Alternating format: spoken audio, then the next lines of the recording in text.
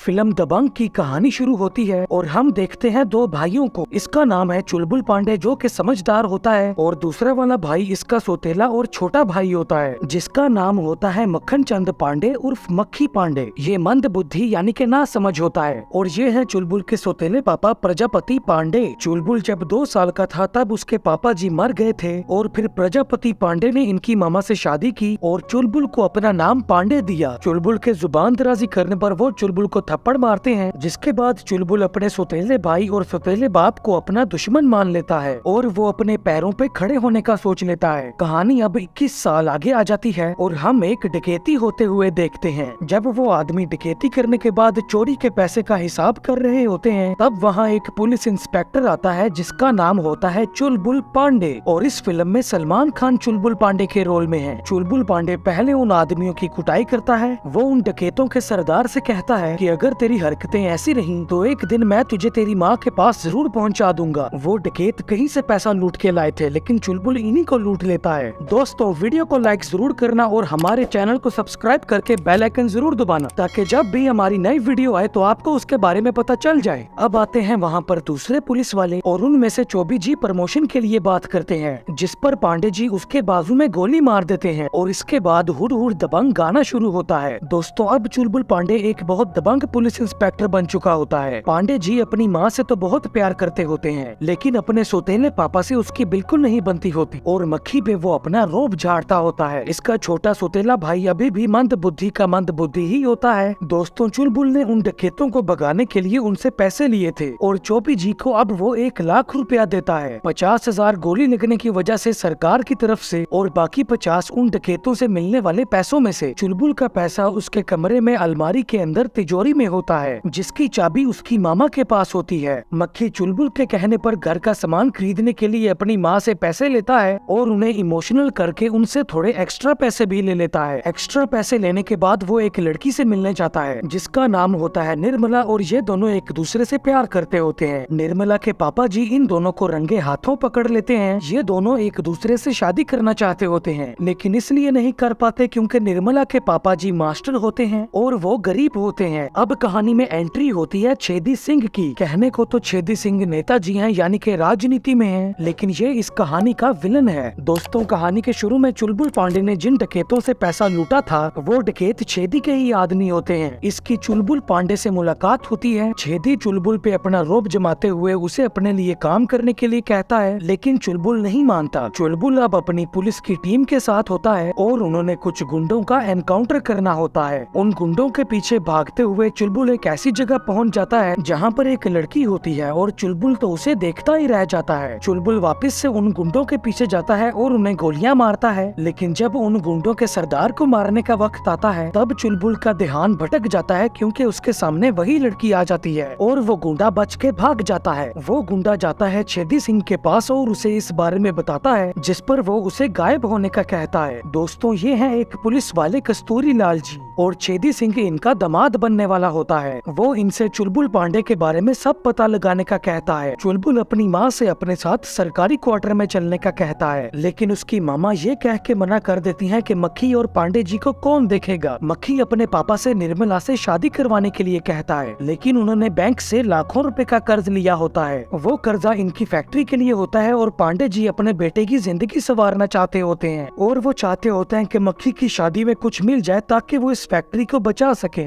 दोस्तों उस लड़की का नाम होता है रज्जो और चुलबुल अब इस लड़की के पीछे होता है। इसके पापा एक शराबी होते हैं। रज्जो मिट्टी के बर्तन बेचती होती है और अब पांडे जी वो बर्तन खरीदने जाते हैं। वो उससे 2 घड़े खरीदता है और फिर उन्हें गिरा के तोड़ देता है जिस पर वो और 2 पीस उठा के उसकी गाड़ी में रख देती है और अब जब चुलबुल उसे इनके पैसे देता है तो वो पैसे नहीं लेती जिस पर वो कहता है प्यार से दे रहे हैं रख लो वरना थप्पड़ मार के भी दे सकते हैं और इस पर वो कह देती है थप्पड़ से डर नहीं लगता साहब प्यार से लगता है और बस इसके बाद चुलबुल का रज्जो पे दिल आ जाता है। दोस्तों ये हैं दयाल बाबू। राजनीति में इनकी अपनी पार्टी होती है। जनता के साथ ये एक मीटिंग करते हैं और उस मीटिंग में कस्तूरी लाल जी चुलबुल के साथ अपनी जान पहचान करते हैं। वहीं पे चुलबुल एक लड़के को रज्जो से बात करते हुए देखता है। वो उस लड़के के पास जाता है और पता चलता है कि ये रज्जो का भाई है सुमंत कुमार। पोलियो की वजह से इसकी एक टांग खराब होती है और ये दयाल बाबू का PA यानी कि पर्सनल असिस्टेंट होता है। है। मक्खी निर्मला से भाग के शादी करने के लिए कहता है, लेकिन वो इसके लिए नहीं मानती और मक्खी की बेचैनी बढ़ने लगती है। दूसरी तरफ चुलबुल रज्जो के पापा को अरेस्ट यानी कि गिरफ्तार कर लेता है। ये तो बस एक बहाना होता है रज्जो को वहाँ बुलाने के लिए। थोड़ी देर बाद रज्जो के पापा भी चुलबुल के साथ हंसने लगते हैं और ये देखकर रज्जो खुश हो जाती है और चुलबुल की मोहब्बत जाग जाती है। इसके बाद वो दारू पीते हुए नाचने लगते हैं और ये वो रज्जो के हंसने की खुशी में करते हैं। नाचते हुए चुलबुल की एक चाबी नीचे गिर जाती है। मक्खी भी वहाँ आ जाता है और वो मौके को देखकर उस चाबी को उठा लेता है। वो चाबी होती है चुलबुल की तिजोरी की और मक्खी उसमें से अब पैसे निकाल रहा होता है, लेकिन उसकी मामा उसे ये करते हुए देख लेती हैं। पता चलता है कि मक्खी ने ये पैसा निर्मला के पापा को देना होता है ताकि वो ये पैसा मक्खी के पापा को दें और मक्खी की निर्मला से शादी हो जाए और फिर अपने पापा से वो पैसे चुराकर वापस से अलमारी में रख देगा। वो मक्खी को ये करने देना तो नहीं चाहती होती, लेकिन भला अपनी औलाद के आगे किस माँ की चलती है। उसकी मामा ये कह के चले जाती है कि हमने एक चोर को जन्म दिया और मक्खी अब चुलबुल का पैसा निर्मला के पापा को जाके दे देता है। चुलबुल रज्जो के पास जाता है और उससे शादी करने के लिए कहता है, लेकिन पता चलता है कि जब तक रज्जो के पापा जिंदा है तब तक वो शादी नहीं करेगी। इसके बाद जब चुलबुल घर आता है तो उसे पता चलता है कि उसकी मामा मर चुकी हैं और इस पर वो रोने लगता है। चुलबुल की मामा का अब अंतिम संस्कार होता है और प्रजापति पांडे और उसका बेटा मक्खी पांडे चुलबुल पांडे से अलग खड़े होते हैं। चुलबुल की मामा चाहती थी कि ये तीनों एक खुशहाल परिवार की तरह रहें और वो अब पुरानी बातों को भुलाने का सोच लेता है। वो अपने सौतेले पापा के पास जाके कहता है कि हम आपसे सुलह करना चाहते हैं, लेकिन वो कहते हैं तुम्हारा परिवार तुम्हारी माँ के साथ खत्म हो चुका है, अब हमारे परिवार का हिस्सा बनने की कोशिश मत करो, चले जाओ हमारी जिंदगी से। और इस पर चुलबुल को वाकई में बुरा लगता है। अब कहानी आ जाती है रज्जो के पास और वो अपने पापा को संभाल रही होती है। चुलबुल भी वहाँ आ जाता है और वहीं पे चुलबुल पर कोई दूर से गोली चलाता है। चुलबुल बच जाता है और पता चलता है कि उसको मारने के लिए वहाँ आदमी आए हुए हैं, लेकिन चुलबुल पांडे भी चुलबुल पांडे है। वो उन सब गुंडों की धुलाई कर देता है और एक को तो वो मार भी देता है, जबकि रज्जो उसके सामने खड़ी होती है। और अब इस कहानी का इंटरवल होता है। चुलबुल अब अपने सौतेले बाप का घर छोड़ के अपने रहने की जगह बदल लेता है। पुराने घर से उसका सारा सामान आ जाता है, लेकिन अलमारी में पैसे नहीं मिलते। और फिर चुलबुल देखता है कि मक्खी नए कपड़े सिलवा रहा है। चुलबुल मक्खी से एक बात साफ कर देता है कि वो मक्खी से पहले अपनी शादी करेगा और उसकी शादी में अपनी पत्नी के साथ आएगा। चुलबुल रज्जो के पापा से जाके कहता है कि तुम्हारी बेटी हमें पसंद है, उससे शादी करना चाहते हैं। और वो उससे कहते हैं तुम शादी की तैयारी करो, बाकी सब मेरे पे छोड़ दो। और जानते हो क्या, इसके बाद रज्जो के पापा की लाश पानी में से मिलती है। शायद उन्होंने खुदकुशी कर ली ताकि रज्जो शादी कर सके। और चुलबुल ये बात समझ जाता है। रज्जो को अपने पापा के मरने का दुख होता है। उनका अंतिम संस्कार हो जाता है। चुलबुल अब रज्जो के घर जाता है, मातम में आए हुए लोगों को वहाँ से जाने के लिए कहता है और रज्जो से कहता है शादी करना चाहते हैं तुमसे, और उसके सामान के लिए उसे एक सबस बक्सा भी देता है। दूसरी तरफ मक्खी की भी शादी चल रही होती है, लेकिन चुलबुल वहाँ रज्जो और अपने साथियों के साथ तैयार होकर आता है और मक्खी की ही शादी में मक्खी से पहले अपनी शादी करवाने के लिए बैठ जाता है। और क्योंकि उसके साथ दूसरे पुलिस वाले होते हैं, इसलिए कोई कुछ नहीं कर पाता। शादी हो जाने के बाद अब चुलबुल और उसके सौतेले पापा एक दूसरे के आमने सामने होते हैं और उनमें ऐसी बातें होती हैं कि जिनके बाद उन दोनों में नफरत और बढ़ जाती है। चुलबुल के बाद अब मक्खी की शादी होनी होती है, लेकिन ये सब होने के बाद निर्मला के पापा कह देते हैं कि यहाँ कोई शादी नहीं होगी। और इस तरह मक्खी की शादी में चुलबुल की शादी हो जाती है, लेकिन मक्खी की शादी नहीं होती और चुलबुल अपनी बीवी के साथ हनीमून के लिए जाता है। एक दिन मक्खी अपने पापा के साथ फैक्ट्री में होता है कि उनकी फैक्ट्री में नौकरी करने वाले से गलती होती है और मक्खी उसे उसकी गलती पर इतना मारता है कि उसकी हालत ऐसी हो जाती है। और जब वो अपनी माँ के साथ पुलिस स्टेशन जाता है तब चुलबुल उससे कहता है अब जब तक तू बस नहीं बोलेगा मक्खन चंद पांडे पिटता रहेगा। अब चुलबुल अपने छोटे सौतेले भाई के पास जाता है, उसे सरेआम खुले बाजार में मारता है। मक्खी की हालत बहुत बुरी हो जाती है और मक्खी को पिटते हुए देखने के बाद वो आदमी चुलबुल के आगे अपने हाथ जोड़ देता है और चुलबुल को अपने छोटे सौतेले भाई को मारने पर अच्छा नहीं लगता। अब चुलबुल के सौतेले पापा और उसका सौतेला भाई छेदी सिंह के साथ इस चीज की शिकायत लेकर पुलिस स्टेशन आते हैं और क्योंकि छेदी सिंह नेता होता है वो इस चीज में राजनीति ले आता है। लेकिन पांडे जी चुलबुल के सीनियर अफसर से सिर्फ चुलबुल की माफी की मांग करते हैं और चुलबुल अपने कान पकड़ के उससे माफी मांग लेता है। अब ये बात साफ हो जाती है कि चुलबुल के और उनके रास्ते एक दूसरे से अलग हो चुके हैं और मक्खी चुलबुल के आगे स्टाइल मारता है और इस पर चुलबुल मक्खी को थप्पड़ मारता है और उससे कहता है घर का मामला है, एक बार फिर से हमें माफ कर दीजिए। और इस वक्त छेदी सिंह और उसका सीनियर अफसर वहीं पे खड़े होते हैं। चुलबुल की दयाल बाबू से मुलाकात होती है और वहाँ पे एक बात तय हो जाती है कि छेदी सिंह को दयाल बाबू के काबू में रखने के लिए चुलबुल मदद करेगा और दयाल बाबू चुलबुल को सस्पेंड होने से बचाएंगे। खबर आती है कि जहरीली शराब पीने की वजह से 15 लोगों की हालत खराब हो गई है और ये शराब छेदी सिंह के ठेके से होती है और छेदी सिंह के खिलाफ ये खेल शायद चुलबुल नहीं रचाया होता है। वो छेदी सिंह के पास जाता है जब मुन्नी बदनाम हुई पे मुजरा चल रहा होता है। वो उन्हें एक बैग देकर कहते हैं कि जब तक ये बैग नोटों से भरकर हमारे पास आता रहेगा तुम्हारी तारीख बढ़ती रहेगी, वरना छेदी सिंह हम तुम में इतने छेद करेंगे कि कंफ्यूज हो जाओगे कि सांस कहाँ से ले और पादे कहाँ से। चुलबुल अब छेदी का दुश्मन बन जाता है और छेदी को चुलबुल पे बहुत गुस्सा होता है और वो अपने होने वाले ससुर कस्तूरी लाल जी से कुछ करने के लिए कहता है। प्रजापति पांडे ने मास्टर को पैसे वापस नहीं किए थे जो उसने मक्खी से अपनी बेटी की शादी करवाने के लिए दिए थे, क्योंकि शादी उसी ने तोड़ी थी। कस्तूरी लाल जी रात को फैक्ट्री में आग लगवा देते हैं जब फैक्ट्री बंद थी और वहाँ कोई नहीं था और ये पता चलने पर प्रजापति पांडे को सदमा लगता है और उसकी हालत खराब हो जाती है और उनका इलाज करवाने के लिए मक्खी को अब पैसों की जरूरत होती है। छेदी सिंह मक्खी से मिलता है और पैसों की जरूरत होने की वजह से वो छेदी सिंह से कह देता है इस दफा आप जो कहेंगे हम करेंगे। छेदी उससे दयाल बाबू के एक खास आदमी से लड़ने के लिए कहता है और मक्खी उसे एक ही वार में नीचे गिरा देता है और इस पर छेदी भी हैरान रह जाता है और अब चुलबुल भी देखता है कि उसका सौतेला भाई छेदी सिंह की गाड़ी चला रहा है। वो मक्खी को कॉल करता है लेकिन मक्खी उसकी कॉल ही नहीं उठाता और चुलबुल को मक्खी की फिक्र होने लगती है। छेदी सिंह अब मक्खी से एक और काम करने के लिए कहता है और वो होता है दयाल बाबू को उनके जनता दरबार में आम की पेटी देकर आना। मक्खी आम की पेटी वहाँ लेके जाता है और वहीं पे रज्जू का भाई भी होता है क्योंकि वो दयाल बाबू का पीए होता है, लेकिन जब वो वहाँ से बाहर आता है तो वहाँ पे बम फट जाता है क्योंकि उस आम की पेटी में आम नहीं बल्कि बम था और इस धमाके में दयाल बाबू मर जाते हैं। रज्जू अब अपने भाई को बहुत बुरी हालत में देखती है और पुलिस भी अपनी इन्वेस्टिगेशन करना शुरू कर देती है और ये केस चुलबुल पांडे के हाथ में आता है। मक्खी छेदी सिंह के पास जाता है और उससे पूछता है आम की पेटी में बम था, बताया क्यों नहीं। इस पर वो कहता है बताते तो करते क्या। छेदी अब मक्खी से कहता है मंत्री की हत्या हुई है, पुलिस एक न एक दिन तुमको धर ही लेगी, केस भी चुलबुल के हाथ में है, वो तो तुमको छोड़ेगा नहीं, इससे पहले वो तुम्हें मारे ये पिस्तौल पकड़ो और अपने भाई को जाके मार दो, कौन सा तुम्हारा सगा लगता है, जिंदगी भर दुख ही दिए हैं, मार दो साले को, अगर तुम्हें कुछ हो गया तो बाबूजी का ध्यान कौन रखेगा, बस ये आखिरी काम कर दो, हमारा कसम से इतना जोरदार इनाम देंगे कि याद रखोगे। मक्खी चुलबुल के पास जाता है लेकिन उसे मारता नहीं, उसे लगा था कि फैक्ट्री में आग चुलबुल ने लगवाई थी। वो उनसे कहता है हम आपसे और भाभी से माफी मांगने आए हैं। वो उन्हें सब बता देता है और ये भी कि छेदी ने उसे चुलबुल को मारने के लिए भेजा है और कहता है पापा को बचा लीजिए भैया। अब चुलबुल अपने सौतेले पापा का इलाज करवाता है और कहता है जो आपको हम में गुरूर अहंकार और घमंड दिखता है वो दरअसल है नहीं, और कहता है आज के बाद हम आपको सिर्फ पापा ही बोलेंगे। चुलबुल उनके पेट पे अपना सर रखता है और वो भी चुलबुल के सर पे अपना हाथ रख देते हैं। मक्खी छेदी सिंह के पास जाता है और उससे लगता है कि मक्खी ने चुलबुल को मार दिया है और इस पर वो मक्खी को मक्खी की माँ का इनहेलर इनाम में देता है। दोस्तों छेदी अपने आदमियों के साथ चुलबुल के घर पे चुलबुल का पैसा उठाने के लिए आया था, शायद वो वाला पैसा जो कहानी के शुरू में चुलबुल ने उसके आदमी से लूटा था। उस वक्त घर में सिर्फ चुलबुल की माँ थी, पैसे वहाँ थे नहीं क्योंकि मक्खी पैसे ले गया था। चुलबुल की माँ का वहाँ दम घुटने लगता है जिस पर वो अपना इनहेलर निकालती हैं, लेकिन छेदी सिंह ने उन्हें इनहेलर इस्तेमाल करने नहीं दिया और उनका सांस बंद करके उन्हें मार दिया और फिर उसने अपने आदमियों को घर को पहले जैसा करने के लिए बोला। मक्खी को छेदी सिंह से ये पता चल जाता है और ये भी कि उनकी फैक्ट्री में आग उसी ने लगवाई थी। वो मक्खी को मारने वाला होता है लेकिन उसे पता चलता है कि चुलबुल पांडे जिंदा है और वो उसके पास आ रहा है। चुलबुल वहाँ आता है और उसके साथ काफी ज्यादा पुलिस वाले भी होते हैं। अब पुलिस वालों में और छेदी सिंह के आदमियों में जंग होती है और छेदी सिंह मक्खी के हाथ में बंदूक बांधकर और उसके मुंह पे नकाब पहनाकर उसे खुले में छोड़ देता है और पुलिस वालों को वो छेदी का आदमी लगता है। चुलबुल उसे पहचान लेता है और वो दूसरे पुलिस वालों को मक्खी को गोली मारने के लिए मना कर देता है और वो भागते हुए जाकर मक्खी को बचाता है। वहाँ पर बम के धमाके भी होते हैं। मक्खी अब छेदी के आदमियों से लड़ाई कर रहा होता है और चुलबुल छेदी से लड़ाई कर रहा होता है। छेदी अब अपना पैसों वाला डब्बा लेकर वहाँ से भागने लगता है और चुलबुल भी उसके पीछे जाता है। चुलबुल और छेदी में बहुत लंबी लड़ाई होती है। फिर वहाँ मक्खी आता है और वो चुलबुल को इनहेलर दिखाता है और कहता है तड़पा तड़पा के, और ये देख के चुलबुल को भी पता चल जाता है कि छेदी ने उसकी मामा को मारा है। लड़ते हुए पहले छेदी ने अपनी कमीज उतारी थी लेकिन अब चुलबुल अपनी शर्ट उतारता है। चुलबुल छेदी को बहुत बुरी तरह से मारता है। मक्खी एक ट्रैक्टर में बैठता है और उसे चलाने के बाद उसकी रेस दबा देता है। चुलबुल छेदी का मुंह उस ट्रैक्टर के एग्जॉस्ट से लगाता है और ट्रक का धुआं मुंह में जाने की वजह से छेदी सिंह मर जाता है और इस तरह वो दोनों भाई छेदी सिंह को मार के अपनी माँ की मौत का बदला लेते हैं। फिल्म की कहानी के आखिर में चुलबुल मक्खी की शादी मास्टर की बेटी से करवा देता है। प्रजापति पांडे अपने बेटे की शादी में खुश होते हैं। इनमें एक दूसरे के लिए नफरत खत्म हो जाती है और इस तरह इस मूवी का एंड होता है। दोस्तों, वीडियो को लाइक जरूर करना और हमारे चैनल को सब्सक्राइब करके बेल आइकन जरूर दबाना, ताकि जब भी हमारी नई वीडियो आए तो आपको उसके बारे में पता चल जाए। और अगर आपने इसी तरह की और वीडियोस देखनी है तो ऊपर आई बटन में, नीचे डिस्क्रिप्शन में और हमारे चैनल पर आपको इसी तरह की और वीडियोस मिल जाएंगी।